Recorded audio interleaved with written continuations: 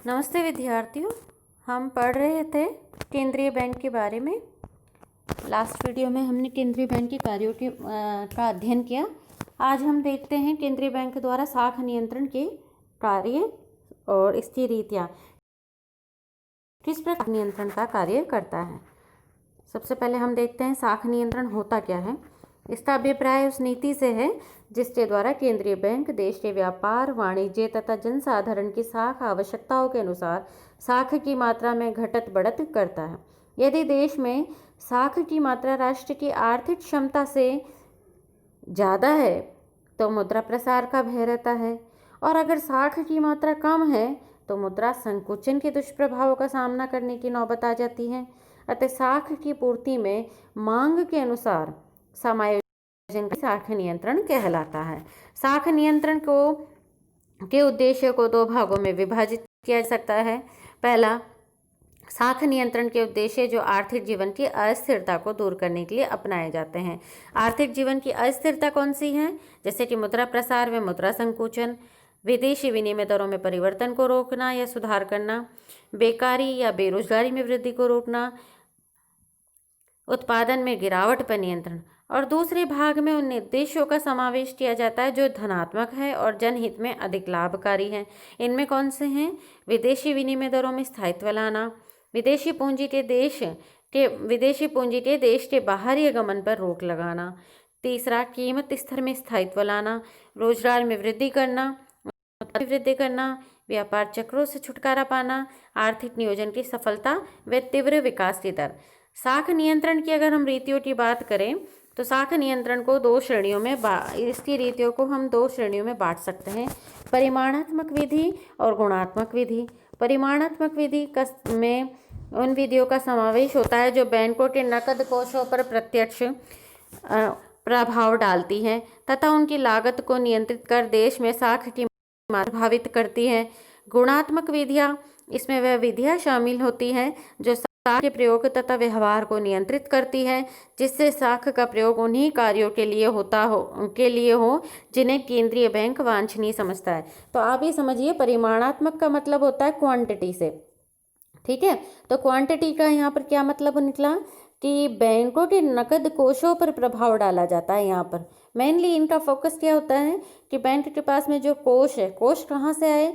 जो जनताओं ने जमा दी है बैंकों को, तो बैंकों के पास में एक अच्छा खासा कोष इकट्ठा हो जाता है, तो उस कोष पर हमें प्रभाव डालना होता है। यानी कौन प्रभाव डालेगा? आरबीआई डालेगा। किस पे डालेगा?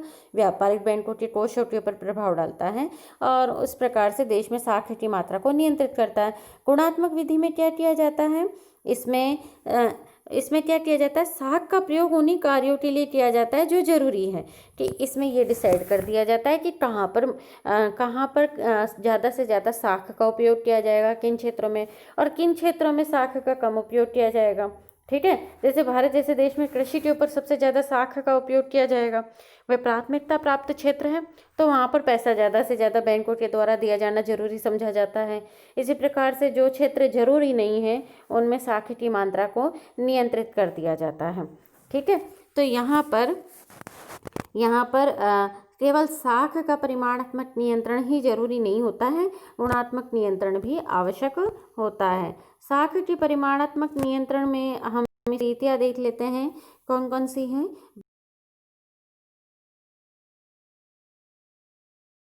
बैंक दर, रिपो दर और रिवर्स रेपो दर। और गुणात्मक साख नियंत्रण में कौन कौन से हैं? चयनित साख नियंत्रण, साख का राशनिंग, नैतिक अनुनय, प्रचार, प्रत्यक्ष कार्यवाही। अगर हम साख नियंत्रण के परिमाणात्मक रीतियों में चलते हैं तो इसमें सबसे पहले हम देखते हैं बैंक दर। बैंक दर क्या होती है? यह वह दर है जिस दर पे केंद्रीय बैंक यानी कि आरबीआई संबद्ध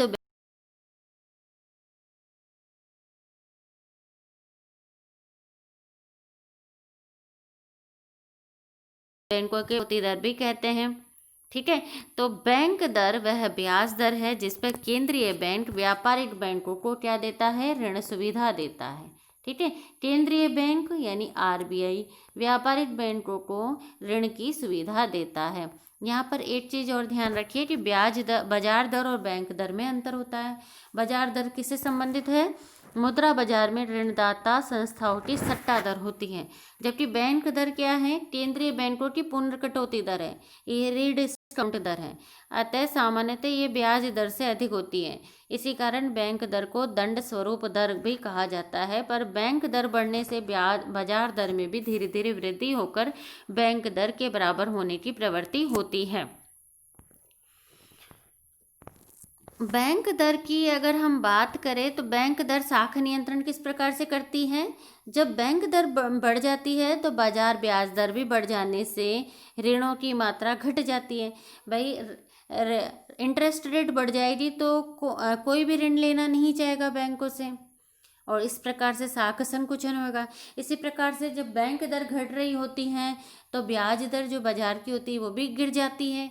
ऐसी परिस्थिति में लोग ज़्यादा से ज़्यादा क्या करेंगे? लोन लेना स्टार्ट कर देंगे, तो साख की मात्रा का प्रसार हो जाएगा।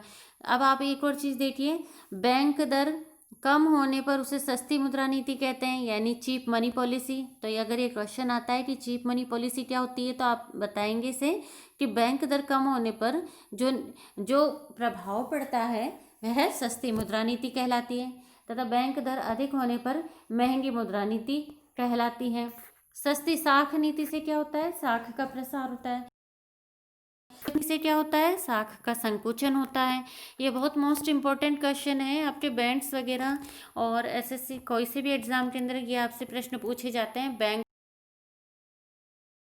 दर टॉपिक पढ़ रहे हैं, मोस्ट इम्पॉर्टेंट टॉपिक है कॉम्पिटिटिव एग्जाम्स के लिए, क्योंकि वहाँ पर बहुत ज़्यादा पूछा जाता है। सीआरआर क्या होता है, एसएलआर क्या होता है, बैंक दर, repo rate, reverse repo rate, open market operation क्या होती है, क्रेडिट कंट्रोल कैसे होता है, कौन करता है, किस तरीके से किया जाता है। तो ये वीडियो आपके लिए बहुत ज़्यादा मायने रखता है। ये नॉट ओनली फॉर द आपके एकेडमिक सिलेबस के अकॉर्डिंग, बट ऑल्सो ये आपके आगे फ्यूचर में भी बहुत इंपॉर्टेंट टॉपिक बन जाएगा, क्योंकि बैंकिंग का जैसे जैसे डेवलपमेंट हो रहा है और बैंक के जितने भी ज़्यादा एग्जाम्स होते हैं उसमें यह भी आपसे इसी तरीके के प्रश्न पूछे जाते हैं। तो इसे आप थोड़े से ध्यान से सुनिएगा। जब केंद्रीय बैंक देश में साख की मात्रा कम करना चाहता है तो बैंक दर बढ़ा देता है। इसके विपरीत अगर बैंक साख की मात्रा बढ़ाना चाहता है तो बैंक दर को कम कर देता है। बैंक दर में कमी होने से मुद्रा बाजार में अधिक ऋणों की मांग की जाती है, विनियोगों में बढ़ने की प्रवृत्ति होती है, साख का प्रसार होता है, सामान्य ब्याज दर कम हो जाती है। इससे विदेशी विनिमय दर पर विपरीत प्रभाव पड़ता है, क्योंकि देश से जाने लगती हैं। अगर बैंक दर के प्रभावों को यहाँ देखने के बाद में आप देखिए, बैंक दर में कमी वृद्धि के कारण बैंक दर में कमी तब की जाती है जब देश में मुद्रा व साख की कमी को दूर करना होता है। दूसरा, मंदी काल में जब व्यवसायी और व्यापारी मुद्रा की मांग को कम कर देते हैं तो मंदी के संकट के निवारण के लिए सस्ती साख उपलब्ध कर उनको अधिक साख की मांग करने को आकर्षित किया जाता है। दूसरा है, विदेशी पूंजी के हतोत्साहन के लिए भी बैंक दर कम कर दी जाती है, जिससे देश में सामान्य ब्याज दर घट जाती है और विदेशी पूंजी का आयात रुक जाता है। देश में उद्योगों व अन्य क्षेत्रों में विनियोग को प्रोत्साहन देने व उपभोग वृद्धि के लिए, जिससे रोजगार में वृद्धि हो, बैंक दर को घटाया जाता है। और बैंक दर में वृद्धि तब की जाती है, आप इसका जस्ट अपोजिट यहाँ पर लिख सकते हैं कि बैंक दर में वृद्धि कब की जाएगी? जब साख पे नियंत्रण करना हो, कम से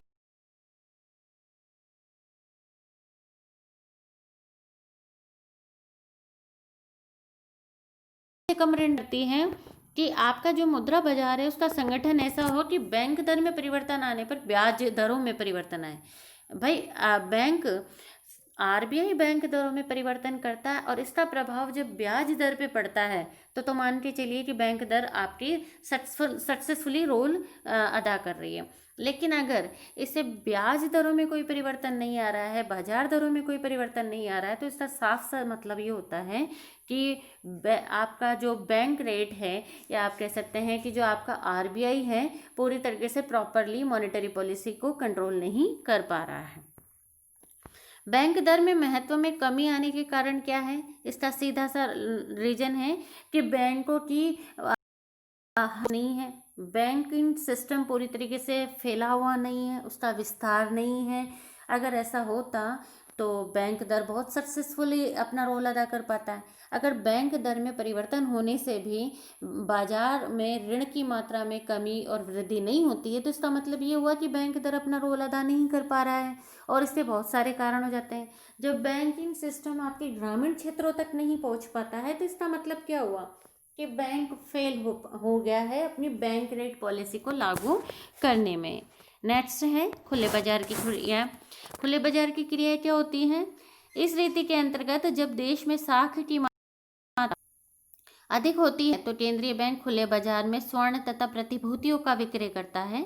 इससे जनता व बैंकों से मुद्रा खींचकर केंद्रीय बैंक के पास आ जाती है और स्वर्ण तथा प्रतिभूतियां बैंकों व जनता के पास पहुंच जाती हैं। इससे साख निर्माण की क्षमता भी कम हो जाती है। इसके विपरीत जब केंद्रीय बैंक देश में साख व मुद्रा की मात्रा बढ़ाना चाहता है तो खुले बाजार में प्रतिभूतियों का क्रय करता है। इससे जनता या बैंकों के पास मुद्रा की मात्रा बढ़ती है और बैंकों के पास जमाएं बढ़ने से साख निर्माण की क्षमता भी बढ़ती है। खुले बाजार की क्रियाओं के बाद में हम देखते हैं इसमें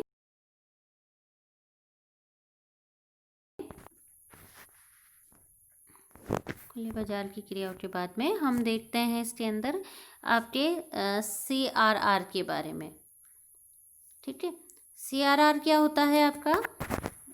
इसमें आपके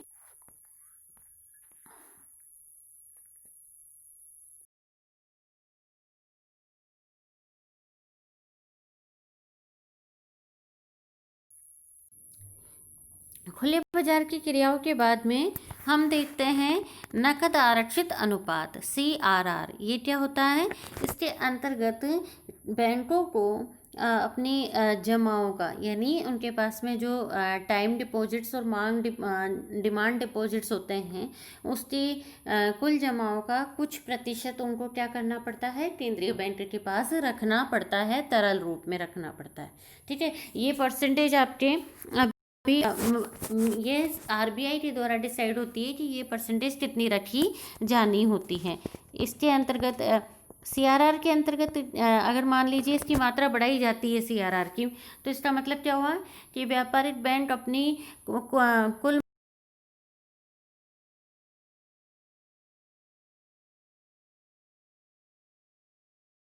मांग डिमांड की क्षमता घट जाएगी। इसके विपरीत अगर CRR की रेट कम की जाती है तो इसका मतलब क्या हुआ कि व्यापारिक बैंकों को कम मात्रा में अपनी जमाओं का प्रतिशत केंद्रीय बैंक के पास में रखना है। ऐसी परिस्थिति में वह क्या कर सकेंगे? साख निर्माण अधिक मात्रा में कर पाएंगे। इस प्रकार CRR की रेट बढ़ने से क्रिएशन आपका क्या है? क्रेडिट क्रिएशन आपका कम हो जाता है। और CRR किसके द्वारा डिसाइड की जाती है? ये डिसाइड की जाती है केंद्रीय बैंक के द्वारा। नेक्स्ट हम देखते हैं तरल कोषानुपात। तरल कोषानुपात में क्या होता है? इसके अंतर्गत देश के प्रत्येक व्यापारिक बैंक को अपनी जमाओं का एक निश्चित प्रतिशत भाग तरल रूप में रखना होता है, जिसमें नकद कोष तथा स्वीकृत प्रतिभूतियों का समावेश होता है। देखिए CRR के अंतर्गत क्या होता था? CRR में व्यापारिक बैंक को अपनी जमाओं का कुछ प्रतिशत भाग तरल रूप में RBI के पास, और SLR में क्या होता है? SLR में बैंकों को अपनी जमाओं का कुछ प्रतिशत भाग तरल रूप में अपने पास रखना होता है, RBI के पास नहीं रखना है। वो अपने कॉमर्शियल बैंकों को अपने पास रखना है। यहाँ मैं लिख सकती हूँ इसको CBI in commercial bank of India. तो कॉमर्शियल बैंक को अपने पास में रखना होता है अपनी जमाओं का कुछ प्रतिशत भाग। आगे हम देखते हैं कि ये नॉर्मली ये डिसाइड किया जाता है RBI के द्वारा। अगर उसको साख यानी साख के संकुचन करना है तो वह SLR की मात्रा को बढ़ा देता है, और इसी प्रकार साख की मात्रा बढ़ानी है तो ऐसी स्थिति में वह क्या करेगा? SLR को घटा देगा। बैंकिंग रेगुलेशन एक्ट के अंतर्गत पहले एसएलआर की न्यूनतम सीमा 25% थी और अधिकतम सीमा 40% थी, लेकिन अभी 2007 के एक अध्यादेश के बाद में एसएलआर की न्यूनतम सीमा को समाप्त कर दिया गया है। अब यानी न्यूनतम सीमा कुछ भी रखी जा सकती है, जैसे पहले 25% रखना जरूरी होता था, अब वैसी ज़रूरत नहीं है। अगर हम इन दोनों के बीच में अंतर की बात करें तो बेसिक अंतर आपको पता चल ही गया है। सीआरआर के अंतर्गत पैसा कहाँ रखा जाएगा, जमाएं वो रखी जाएगी आरबीआई के पास में, और एसएलआर के अंतर्गत बैंकों को अपने पास में ये रखना होता है। ठीक है, अगर नेक्स्ट हम बात करते हैं रेपो दर की। रेपो दर क्या है? रेपो दर ब्याज की वह दर है जिस दर पे भारतीय रिजर्व बैंक अपने द्वारा पूर्व निर्धारित प्रतिभूतियों की अतिरिक्त जमानत पर बैंकों, केंद्र सरकार तथा राज्य सरकार अथवा निर्धारित वित्तीय संस्थाओं को अल्पकालीन ऋण प्रदान करता है। ऋण कौन प्रदान करता है? लोन कौन दे रहा है? ये लोन दे रहा है आरबीआई। अतिरिक्त जमानत बैंकों, केंद्र सरकार, राज्य सरकार और निर्धारित वित्तीय संस्थाओं को ऋण प्रदान करता है। ये ऋण कैसा होता है? शॉर्ट टर्म ऋण होता है, और इस ब्याज दर का उपयोग मुद्रास्फीति पर देश में मुद्रा की तरल मात्रा में कमी के लिए करता है। यानी कहने का मतलब क्या है कि आरबीआई ऋण दे रहा है, लोन दे रहा है। किनको दे रहा है? बैंकों को, केंद्रीय सरकार को, इनको ऋण देता है। अब अगर मान लो इस जो लोन की जो रेट बढ़ा दी जाए तो इसको क्या कहते हैं? रेपो रेट बढ़ा दी। अगर इस लोन की रेट गिरा दी जाए तो इसका मतलब है रेपो रेट गिरा दी गई है। तो रेपो रेट कब बढ़ाई जाएगी? ये बढ़ाई जाएगी जब साख पर नियंत्रण करना हो। कब गिराई जाएगी? ये गिराई जाएगी जब साख का विस्तार करना हो। ठीक है, तो ये भी आरबीआई के द्वारा डिसाइड होता है। नेक्स्ट हम देखते हैं reverse repo rate. Reverse repo rate क्या होता है? यह ब्याज की वह दर है जिस दर पे देश का केंद्रीय बैंक बैंकों, वित्तीय संस्थाओं, राज्य तथा केंद्र सरकार के फालतू तरल कोषों की जमाओं पर देता है। यानी यहाँ पर, वहाँ पर तो वो लोन पे ब्याज लेता था, ठीक है ना, लोन देता था, ब्याज लेता है, ब्याज देता है, ठीक है। यहाँ पर क्या है कि मान लीजिए कि कोई बैंक है जिसके पास में अतिरिक्त जमाएं हैं, तो वह इन अतिरिक्त जमाओं को केंद्रीय बैंक के पास में जमा कर देगा शॉर्ट टर्म के लिए। इसके बदले में केंद्रीय बैंक क्या करेगा, यानी कि आरबीआई क्या करेगा, उन फालतू की जो जमा है उन जमाओं पर वह ब्याज देगा, ठीक है ना। तो ब्याज दर बढ़ाने पर तरलता में कमी से मुद्रास्फीति पर नियंत्रण होता है, जबकि ब्याज दर घटाने पर तरलता में वृद्धि से मंदी पर रोक लगती है। आगे हम चलते हैं गुणात्मक साख नियंत्रण नीतियाँ। गुणात्मक साख नियंत्रण में क्या होता है? इसका उद्देश्य साख की कुल मात्रा को नियंत्रित करना नहीं, वरन साख के विभिन्न उपयोगों पर नियंत्रण करना होता है, ताकि साख का उपयोग वांछित प्राथमिकताओं और लक्ष्यों के अनुकूल हो। अवांछित उपयोगों में साख उपयोग को रोका जा सके। ठीक है, तो गुणात्मक साख नियंत्रण में कौन कौन सी हैं? पहली है सेलेक्टिव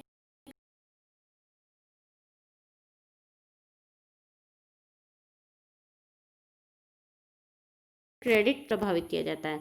जैसे खाद्यान्न के स्टॉक पर नियंत्रण करना है तो केंद्रीय बैंक खाद्यान्न के लिए दिए जाने वाले अग्रिमों तथा ऋणों को सीमित करवा सकता है।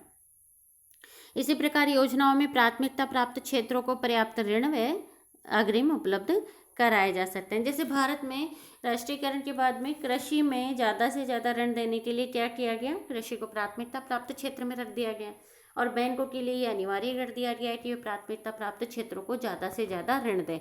यानी आपने अब क्या किया है? बैंकों के लोन को डाइवर्ट कर दिया है। डाइवर्ट कैसे कर दिया है कि जहाँ बैंक पहले उद्योगों को ऋण दे रहे थे, वहाँ पर आरबीआई के जो नियम हैं उस नियम के अंतर्गत अब उनको कृषि क्षेत्र के लिए ज़्यादा ऋण देना अनिवार्य बना सा दिया गया है। इसमें इसके स्वरूप इस प्रकार हैं, ये हैं भिन्न भिन्न कटौती दरें। इसके अंतर्गत क्या होता है कि ऋण देने की जो दरें होती है अलग अलग क्षेत्रों के लिए अलग अलग होती है। मान लीजिए किसी क्षेत्र को ज़्यादा ऋण देना है तो वहाँ पर जो दर हैं, ब्याज दर हैं, वो कम कर दी जाती है। जैसे कृषि में है, कृषि में ब्याज दर को कम कर दिया जाएगा। और जिन क्षेत्रों में ऋण नहीं देना है, जैसे मान लीजिए गवर्नमेंट चाहती है कि आयात कम से कम हो, तो ऐसी परिस्थिति में गवर्नमेंट आयातों पर दिए जाने वाले लोन पे जो ब्याज है उस ब्याज की दर को बढ़ा सकती है। ठीक है, आगे है इसमें आयात पूर्व जमा, जैसा कि मैंने बताया है, अनावश्यक आयातों को कम करने की दृष्टि से आयातकर्ता को लाइसेंस देते समय ही प्रार्थना पत्र के साथ आयातों की राशि पहले जमा करानी पड़ती है। इससे ऐसे कामों में साख को कम करने का प्रयास किया जाता है। नेक्स्ट है नकद कोषों का प्रवर्तीय प्रयोग। इसके अंतर्गत कुछ क्षेत्रों में विनियोजन करने वाले बैंकों को एक निश्चित राशि तक आरक्षित कोष अनुपात केंद्रीय बैंक के पास जमा न कराने की छूट दी जाती है। जैसे सरकार रासायनिक खाद उद्योग में ऋण एवं अग्रिम देने वाले बैंकों को ऋण राशि की कुछ सीमा तक केंद्रीय बैंक में रखे जाने वाले वैधानिक प्रारक्षित कोष की छूट दी जा सकती है। इससे रासायनिक उद्योगों को प्रोत्साहन मिलेगा और बैंकों को उनमें दिए गए ऋणों से ब्याज मिलेगा। जबकि केंद्रीय बैंक में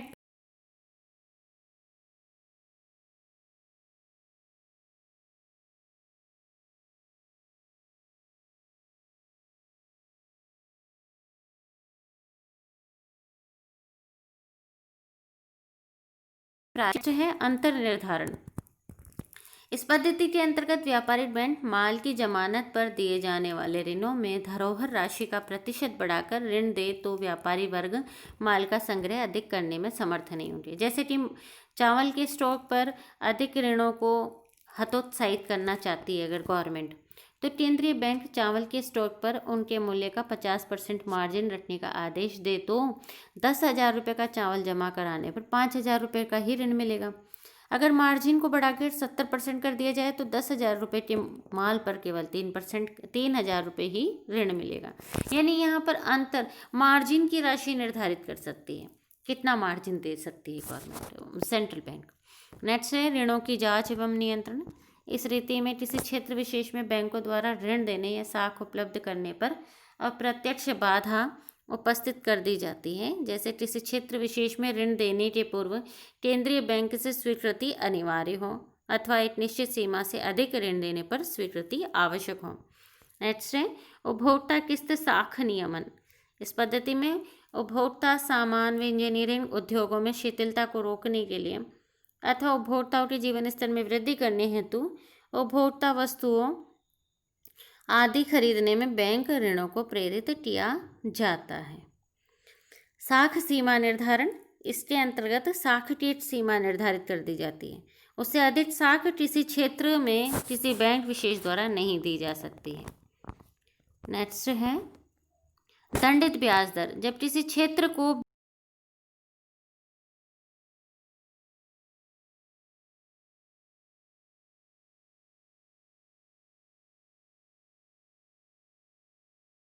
बैंकों द्वारा नेक्स्ट है साख संभाजन। इस रीति के अनुसार प्रत्येक व्यापारिक बैंक के लिए निश्चित कर दिया जाता है कि उसे केंद्रीय बैंक से एक निश्चित राशि से अधिक पुनर्कटौती या अग्रिम ऋण नहीं मिलेगा।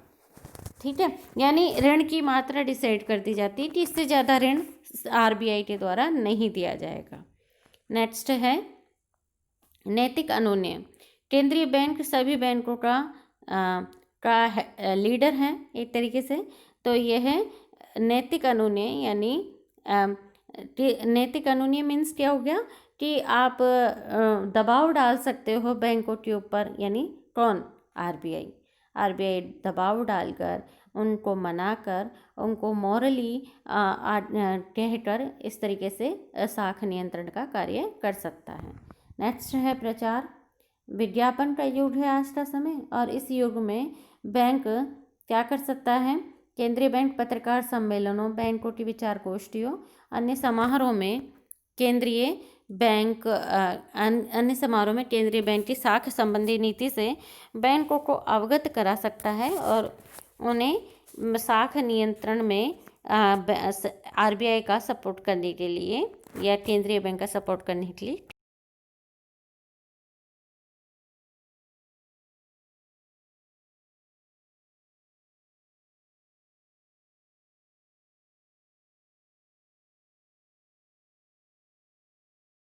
कह सकते कि प्रत्यक्ष कार्यवाही का अवसर नहीं आता है।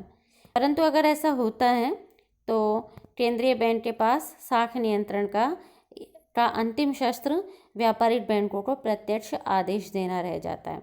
केंद्रीय बैंक व्यापारिक बैंकों को निश्चित दिशा में काम करने का आदेश देता है और आदेशों की उपेक्षा करने पर वह बैंक कार्यालय को बंद करने तक का आदेश दे सकता है। इस प्रकार हम देखते हैं कि केंद्रीय बैंक शाख नियंत्रण के माध्यम से बैंकिंग प्रणाली मौद्रिक व्यवस्था के अंतर्गत नियंत्रण स्थापित करने की कोशिश करते रहते हैं।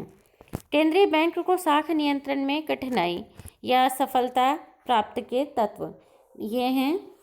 केंद्रीय बैंक क्यों अपनी शाख नियंत्रण में असफल रह पाता है, तो इसके मुख्य कारण आप देख लीजिए। अव्यवस्थित बैंकिंग व्यवस्था, अगर बैंकिंग व्यवस्था मान लीजिए शहरी क्षेत्र में विकसित है लेकिन गाँवों में नहीं है, तो आरबीआई अगर कोई भी शाख नियंत्रण का कार्य करता है तो वो पूरी तरीके से सक्सेसफुल नहीं रह पाएगा। वह सिर्फ और सिर्फ उन क्षेत्रों में सीमित रह जाएगा जहाँ बैंकिंग व्यवस्था अच्छे प्रचलित है, जबकि उन क्षेत्रों को कवर नहीं कर पाएगा जहाँ बैंकिंग सिस्टम डेवलप नहीं है। नेक्स्ट है सीमित वैधानिक व्यवस्था। जिन देशों में केंद्रीय बैंकों का व्यापारिक शाख नियंत्रण का वैधानिक अधिकार सीमित होता है, वहाँ केंद्रीय बैंक शाख नियंत्रण नीति को सफलतापूर्वक कार्यान्वित करने में कठिनाई महसूस करता है। नेक्स्ट है मुद्रा बाजार व पूंजी बाजार पर प्रभाव। अगर देश के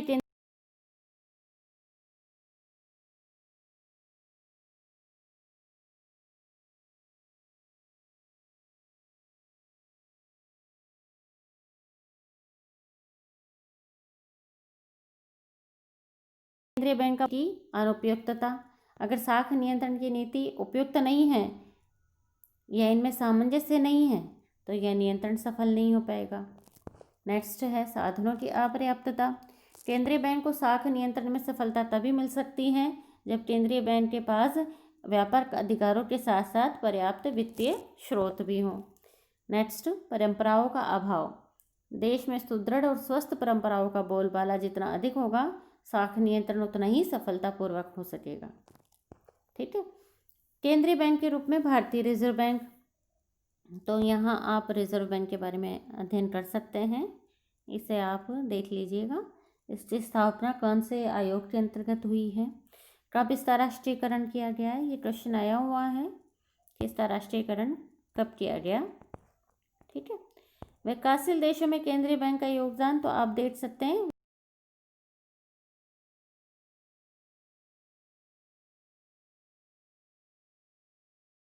विकासशील को इस रूप में भी पढ़ सकते हैं। अगर क्वेश्चन आपके पास में आता है भारत के संदर्भ में तो भी इसका यही उत्तर होगा, और अगर विकासशील देशों के संदर्भ में आता है तो भी इसका उत्तर यही होगा।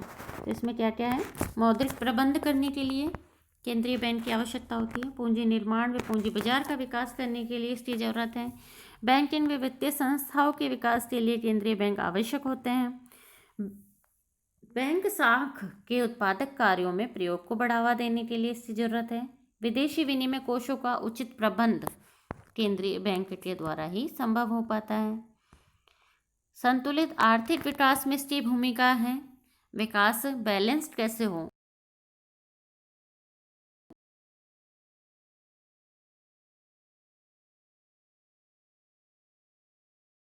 इसमें ये पॉइंट्स हैं, आप इनको डिटेल में पढ़ सकते हैं। जहाँ भी कोई परेशानी है आप मुझे किसी भी माध्यम से पूछ भी सकते हैं।